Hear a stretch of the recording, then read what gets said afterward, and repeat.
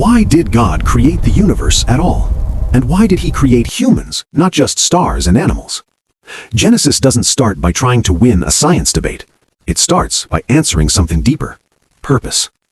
People ask if God created the world in 6 literal days or symbolic ones. The Bible never says God was limited by time. In fact, Scripture reminds us that God exists outside time altogether. Psalm 94. The focus isn't how long creation took, it's who created it and why.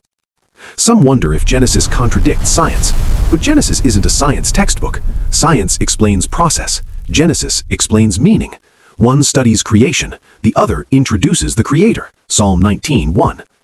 That's why there are 2 creation stories. Genesis 1 shows God's power, how he formed the world with order and intention. Genesis 2 slows down and shows God's heart, how he personally formed humanity and desired relationship. Different focus, same truth. Humans were made in the image of God. That means people aren't accidents. We carry purpose, moral awareness, creativity, and the ability to love, because God is those things. Genesis 27:1. Light came before the sun, because life doesn't depend on the sun first, it depends on God. God is the source before all systems. 1 John 1:5. God rested on the 7th day, not because he was tired, but because creation was complete.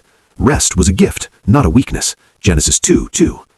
God said it was not good for man to be alone before sin entered the world. That tells us loneliness was never part of God's design. We were made for connection, first with God, then with others. Genesis 2:18. So why did God create everything? For relationship, for love, to share his goodness with people who could know him and choose him. Isaiah 43:7.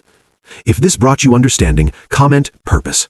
Let this remind someone today that their life is not an accident.